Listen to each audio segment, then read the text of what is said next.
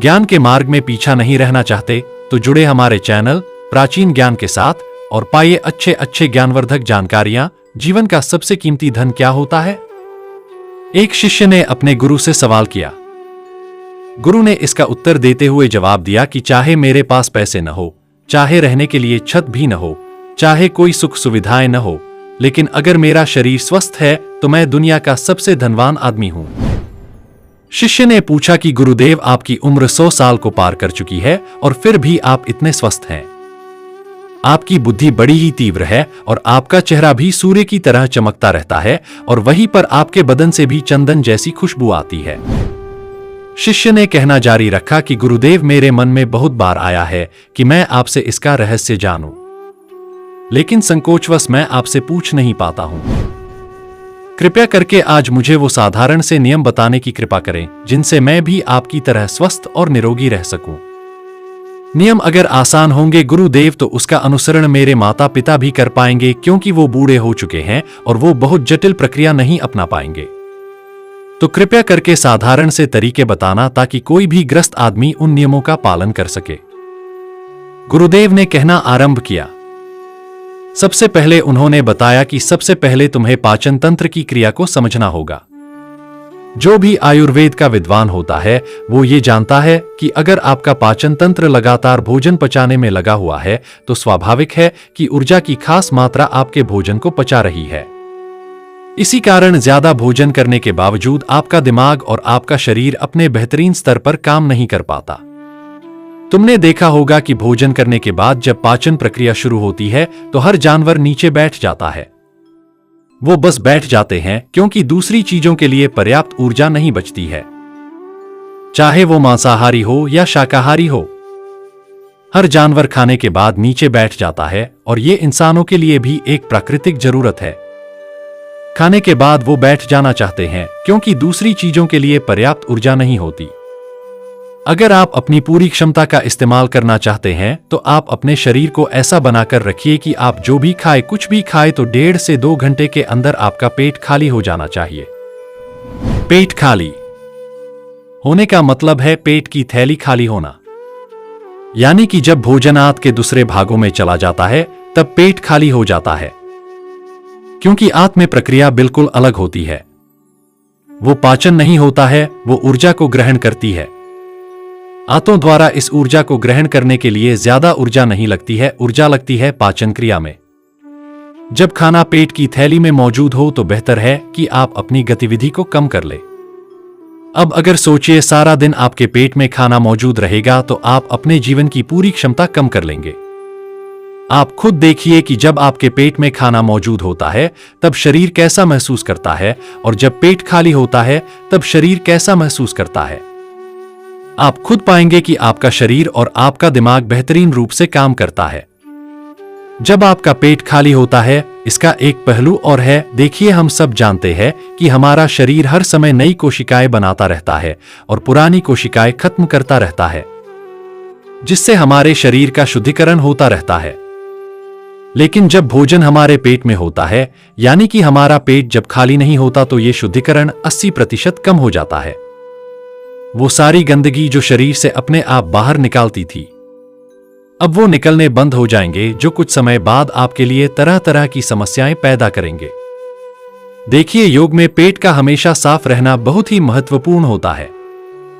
किसी भी पारंपरिक प्रणाली में अगर आप देखेंगे तो आप पाएंगे कि जब भी आप किसी आयुर्वेदिक डॉक्टर या किसी वैद्य के पास जाते हैं तो सबसे पहले वो आपके पेट की सफाई करते हैं, क्योंकि वो जानते हैं कि आपकी ज्यादातर प्रॉब्लम पेट साफ न होने की वजह से ही है। सिर्फ एक दिन के लिए अपने पेट को पूरी तरह से साफ करने के बाद महसूस करें कि आपको कैसा महसूस होता है। आप अपने अंदर बहुत हल्का और सुंदर महसूस करेंगे। हर दिन आपको इसी तरह महसूस होना चाहिए। आमतौर पर पारंपरिक रूप से घी को पहले निवाले के रूप में खाया जाता है। घी एक चिकनाई वाला पदार्थ है जो पूरी आहार नली को चिकनाई देता है। आपको सबसे पहले इसे ही खाना चाहिए ताकि यह भोजन के प्रवाह को आसान बना दे।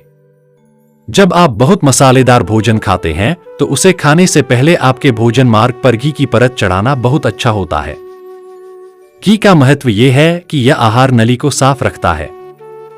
तो जो व्यक्ति घी का उचित तरीके से सेवन करता है उसका पेट हमेशा साफ रहेगा, क्योंकि वहां कुछ नहीं चिपकता, वहां कुछ भी लंबे समय तक ठहर ही नहीं सकता।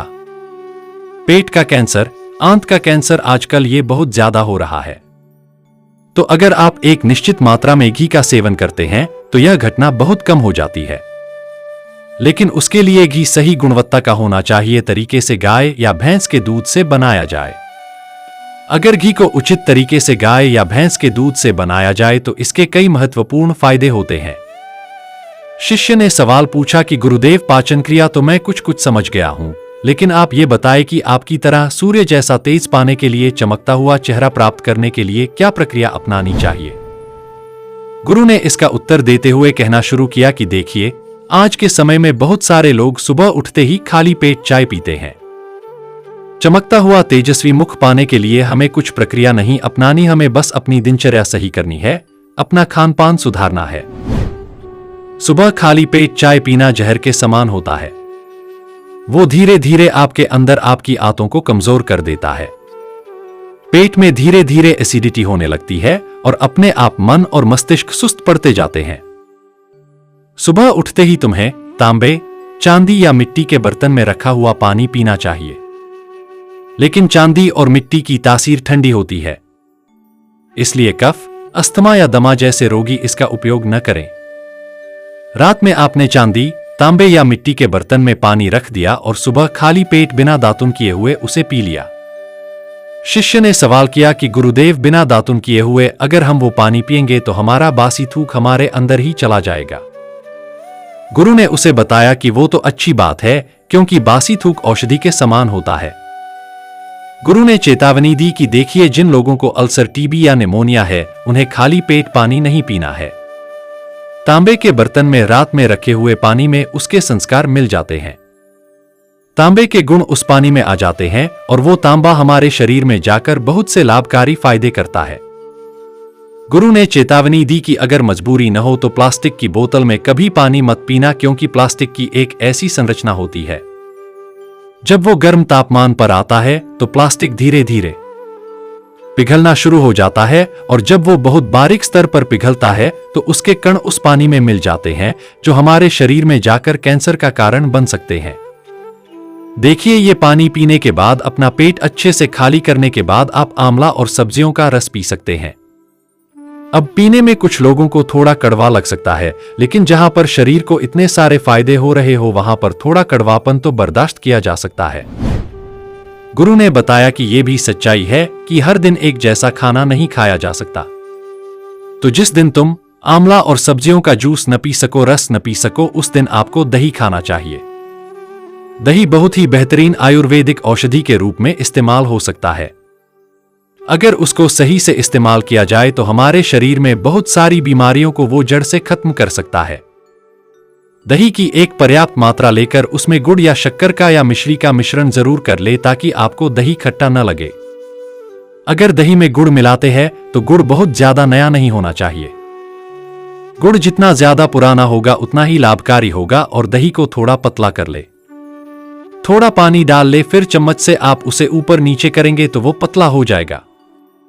पतला होने के बाद वो आसानी से हमारे शरीर में जा सकता है, और उसको पचने में भी ज्यादा ऊर्जा शरीर को नहीं लगानी पड़ती। आयुर्वेद के गणित के हिसाब से अगर आप सुबह इन प्रक्रियाओं का पालन करते हैं तो आपके चेहरे का ओज बढ़ने लगेगा, उस पे चमक आने लगेगी, आप ओजस्वी नजर आओगे। जल्द ही लोग आपको बोलना शुरू कर देंगे कि भाई, आपकी उम्र इतनी ज्यादा हो गई लेकिन आप लगते नहीं हो। इतनी उम्र के सन्यासियों और ऋषि मुनियों जैसा तेज पाने के लिए ध्यान और आयुर्वेद के नियम के हिसाब से खान पान, ये दो चीजें सबसे ज्यादा जरूरी होती है। अगर ग्रस्त आदमी भी इन नियमों का पालन करता है तो वो भी सन्यासियों जैसा ओजस्वी और तेजस्वी हो सकता है। शिष्य ने आखिरी प्रश्न किया कि गुरुदेव, मुझे ये दो नियम तो अच्छे से समझ में आ गए हैं। पहला नियम, अपने पेट को खाली रखेंगे तो हर बीमारी से मुक्त रहेंगे। दूसरा नियम कि हम अपने चेहरे पर ओज और तेज कैसे प्रकट कर सकते हैं। बस एक आखिरी समस्या का समाधान और करवाना है। मैं आपसे पूछना चाहता हूं कि जैसे जैसे आदमी की उम्र बढ़ती है तो उसकी आंखों की और उसके दिमाग की क्षमता कम होती जाती है। तो उस क्षमता को बरकरार बनाए रखने के लिए किन नियमों का पालन करें या फिर क्या खान पान अपने दैनिक जीवन में अपनाएं। गुरु ने खुद की तरफ इशारा करते हुए कहा कि जैसे जैसे उम्र बढ़ेगी वैसे वैसे बुद्धिमान होते जाओगे। बस मैं जो नियम बता रहा हूं उनको ध्यान से सुन लो। सुन लोगे तो सारी समस्याएं हल हो जाएंगी। सबसे पहले सफेद कद्दू के औषधीय गुणों के बारे में जानो। आयुर्वेद के गणित के हिसाब से सफेद कद्दू का जूस कैंसर को मिटाता है और साथ ही दिमाग की तीक्ष्णता को बढ़ाता है। तीक्ष्णता यानी कि तेज बारीक बुद्धि। लेकिन यह समझ लेना कि सफेद कद्दू का जूस ठंडा होता है, इसलिए अस्थमा और जिनको सर्दी जल्दी पकड़ लेती हो ऐसे लोगों को सफेद कद्दू के जूस का सेवन नहीं करना है। दिमाग और आंखों को तेज करने के लिए जो अगला नुस्खा मैं बता रहा हूं वो हर कोई कर सकता है, बल्कि हर किसी को करना चाहिए। 5 देशी बादाम की गिरी जो छोटी वाली होती है क्योंकि वही देशी होती है। बड़ी वाली में इतने गुण नहीं होते हैं जितना छोटी वाली गिरी में होते हैं। 5 वैसे छोटी गिरी और 1 अखरोट रात को पानी में भिगो दो। सुबह उनके छिलके उतारो और उन्हें किसी पत्थर के खरल में, याद रखना पत्थर का खरल किसी ऐसे वैसे बर्तन में नहीं, क्योंकि इससे उसकी गुणवत्ता खत्म हो जाती है। उस पत्थर में ये डालने के बाद उसे मथना शुरू करो। धीरे धीरे जब आप उसे पीसेंगे तो वो बारीक होने लगेगा और उसके बाद उसमें दूध डालना शुरू करो। ऊपर से दूध गाय का रहेगा, वो सबसे ज्यादा बेहतरीन रहेगा। दिमाग के लिए इस्तेमाल भैंस का या बकरी का भी कर सकते हैं, लेकिन गाय का दूध सबसे ज्यादा महत्वपूर्ण हो जाता है। जब दिमागी समस्याओं के बारे में बात आती है तो अब उस बादाम और अखरोट को दूध के साथ पीसना शुरू करो। धीरे धीरे जितना आप पीसेंगे उतनी ही उसकी गुणवत्ता बढ़ती जाएगी। अब कुछ लोगों को लग रहा होगा कि दूध के साथ हम बादाम यूं ही खा ले तो, या फिर पत्थर के खरल में पीसने की बजाय उसे मिक्सी में पीस ले तो मैं बताता चलूं कि पत्थर के खरल में उसे पीसने के बाद उसकी गुणवत्ता 100 गुना ज्यादा बढ़ जाती है। अच्छे से गाय के दूध में पीसने के बाद जब आप इसका सेवन करेंगे तो आपकी आंखें और आपका दिमाग, इनके लिए यह बहुत ही लाभकारी रहेगा। जिन लोगों को भूलने की समस्याएं होती हैं, जो छोटी छोटी चीज रख के भूल जाते हैं, जो लोग दिमागी रूप से परेशान रहते हैं, तनाव बना रहता है, चीजों के बारे में ज्यादा सोचते रहते हैं, ऐसे लोगों के लिए ये एक ठंडाई का काम करेगा। उनके दिमाग में एक ठंडक पहुंचाएगा जिससे उनका दिमाग अपने बेहतरीन स्तर पर काम कर पाएगा। शिष्य ने ये नियम अच्छे ऐसी कंठस्थ कर लिए और उसके बाद घर जाने के लिए अपने गुरु से आज्ञा मांगी। शिष्य अपने गुरु से आशीर्वाद लेकर अपने घर की तरफ प्रस्थान कर गया। तो दोस्तों, ये थे आज की छोटी सी जानकारी। यह जानकारी कैसा लगा आप हमें कमेंट में जरूर बताएं, और हाँ, कमेंट में अपना नाम और राशि जरूर लिखना ताकि आने वाले समय में आपको आपके राशि के अनुसार हम उपाय और सुझाव बता सके। वीडियो को आगे शेयर करना न भूले। आपके एक छोटे से प्रयास किसी की जीवन में खुशहाली ला सकता है। जय श्री राम। धन्यवाद।